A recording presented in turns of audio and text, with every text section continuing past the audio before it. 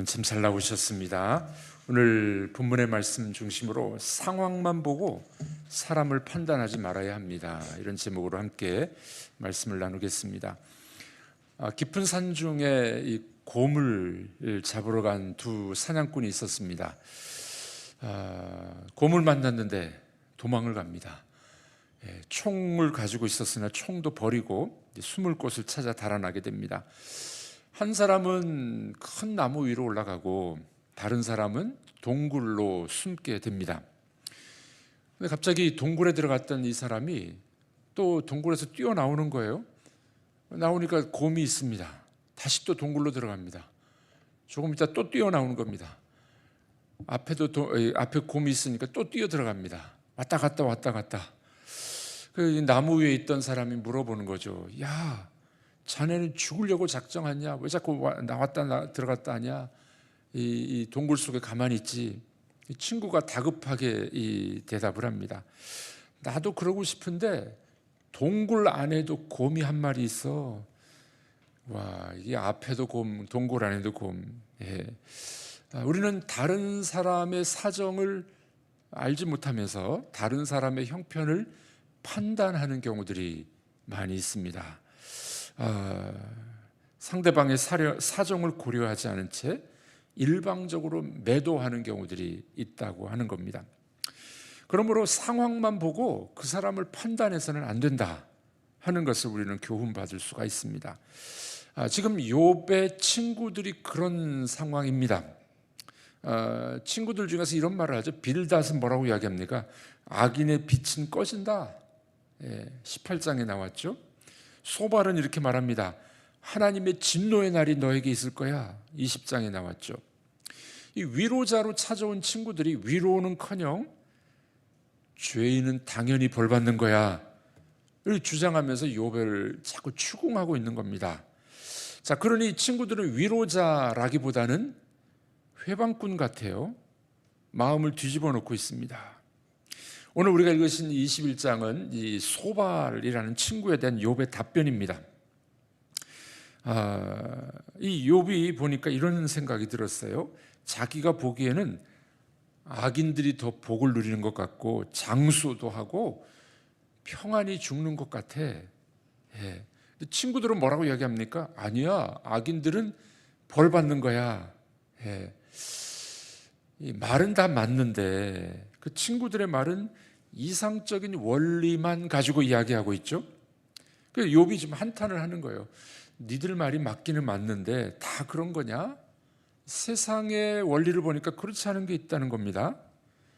그래서 그 친구들에게 그런 이야기하는 거예요. 너희들 거짓말로 나를 위로하려고 하지 마 하면서 반박을 하고 있는 겁니다. 그 예를 드는데 욥이 그렇게 말하죠. 어떤 사람은 평안히 살다가 죽는 사람이 있어. 어떤 사람은 고통 속에 죽는 사람이 있어. 이거에 대해서 대답을 좀 해봐. 욥이 그렇게 이야기하는 겁니다. 오늘 본문은 조금 어려운데 우리 한글 성경만 보면 좀 어려워요. 해석하기가 좀 어렵습니다. 이 본문은 4가지로 구성되어 있는데 첫 번째는 이해할 수 없는 하나님의 심판이 있다는 거예요. 두 번째는 흑백 논리로 다 따지지 말라는 거예요. 세 번째는 알 수 없는 악인의 평안한 죽음이 있다는 거예요. 악인이 죽는데 악인이 평안하게 죽는다는 거예요. 네 번째는 그 친구들의 이야기, 당신들의 이야기는 거짓말이야. 그렇게 욥이 이야기하고 있는 겁니다.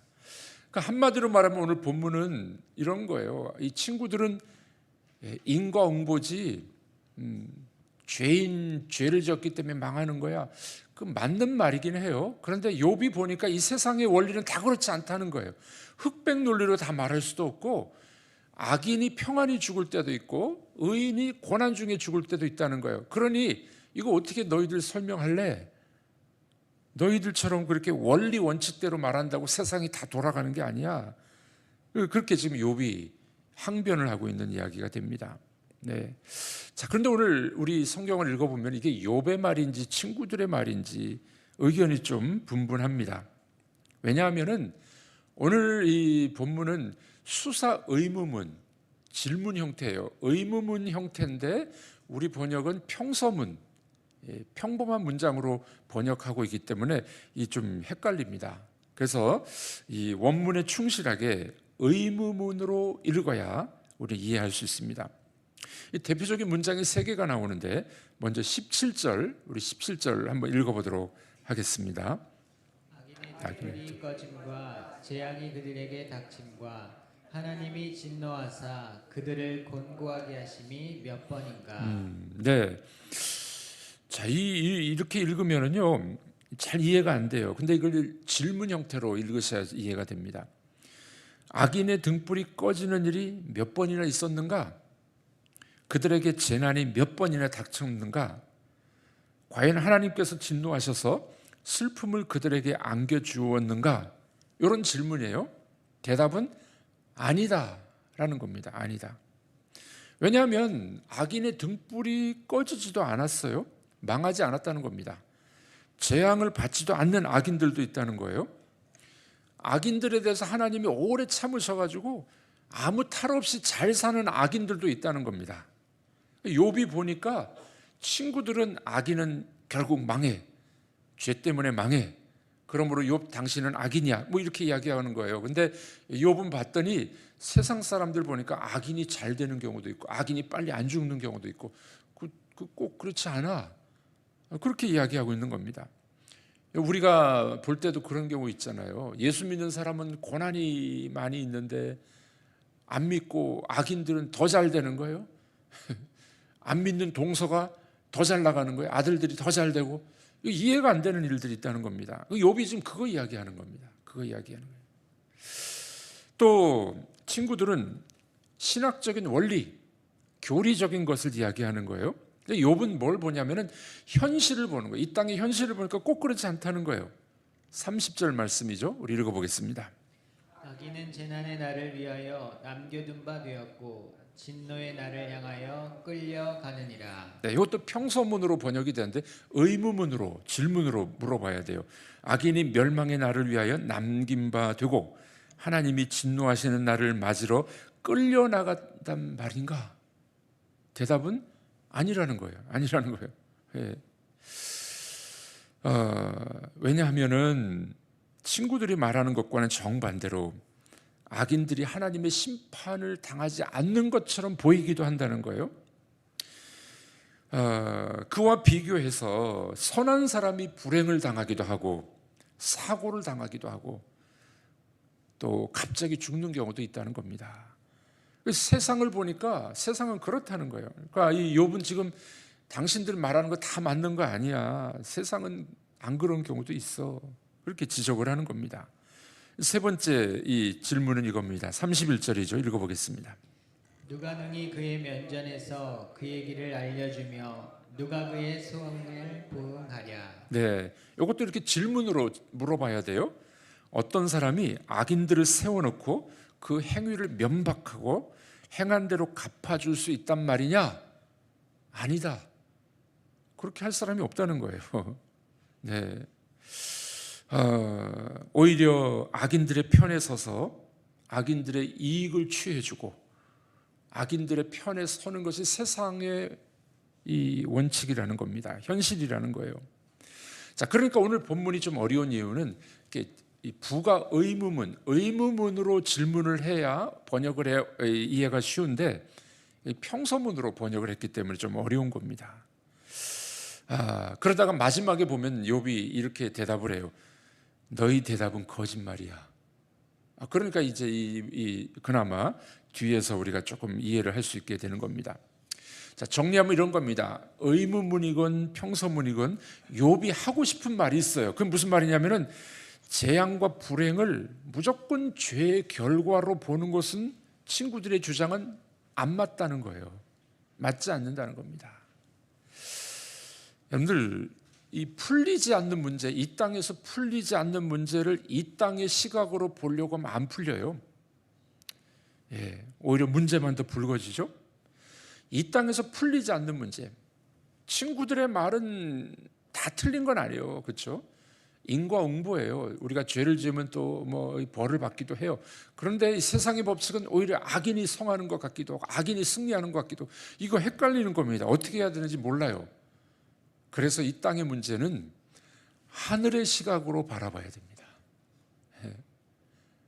종국에는 하나님이 어떻게 풀어가실지 그 하늘의 시각으로 봐야 된다는 겁니다. 여러분들, 하늘의 시각으로 보면은 땅의 문제는 다 풀리게 되어 있습니다.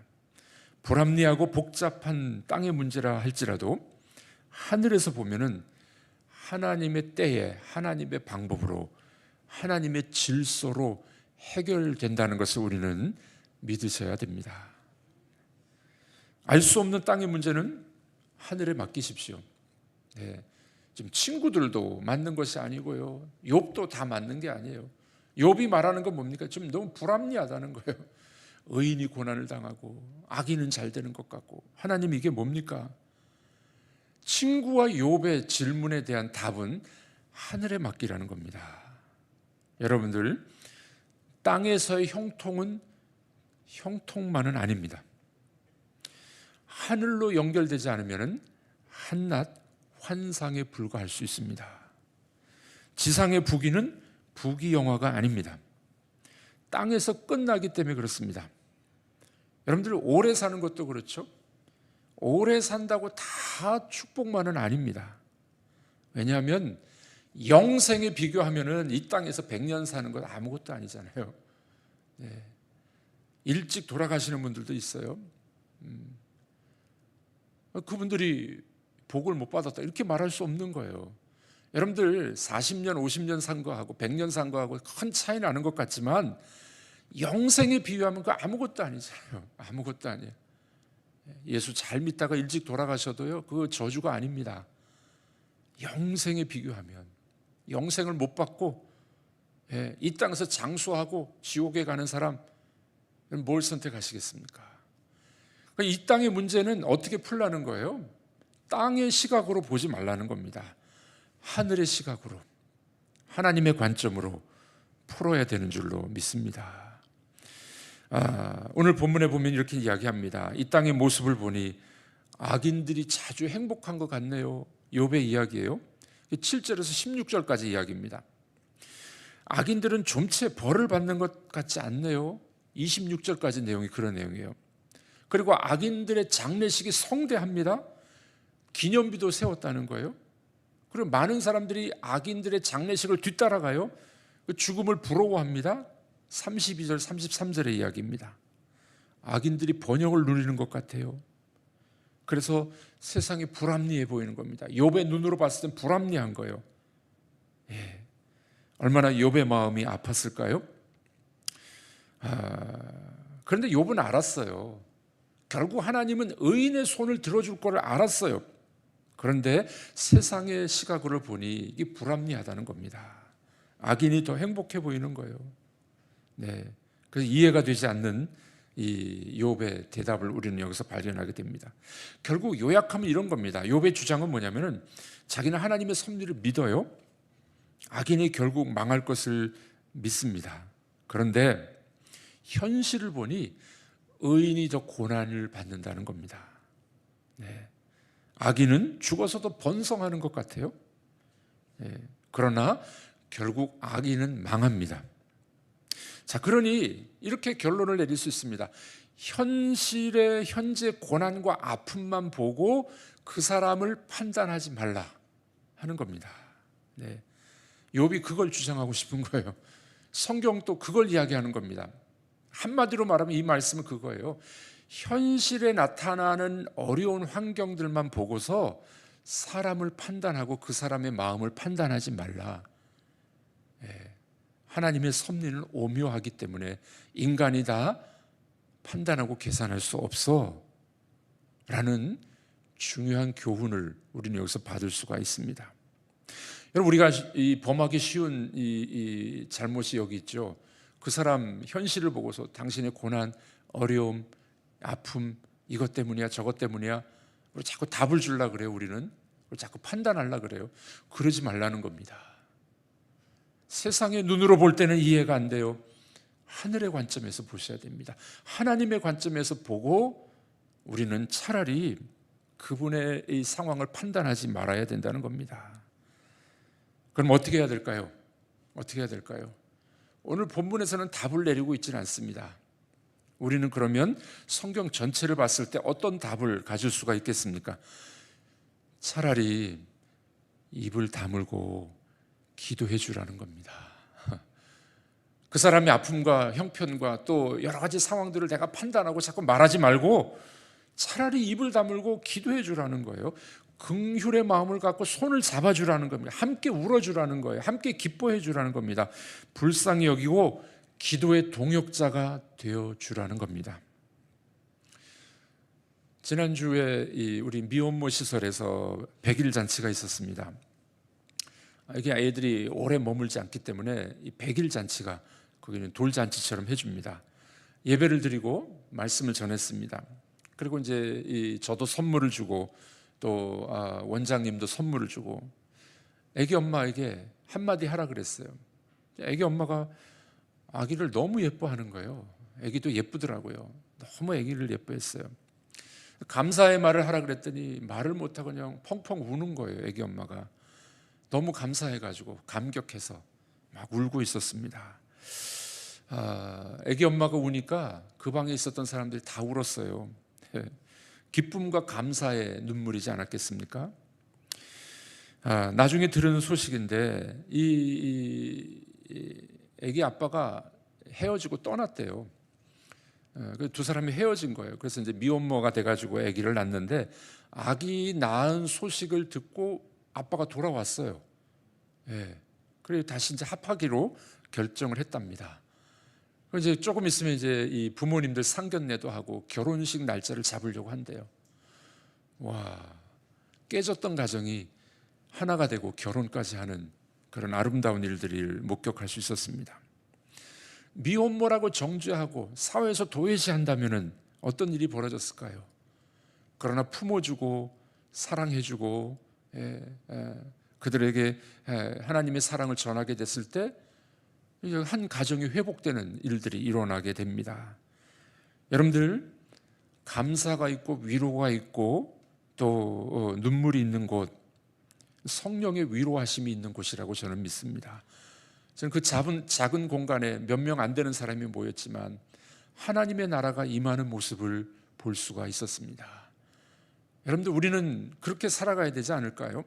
정죄하고 비판하고 네가 문제야, 네가 잘못했으니까 그런 일이 벌어졌지.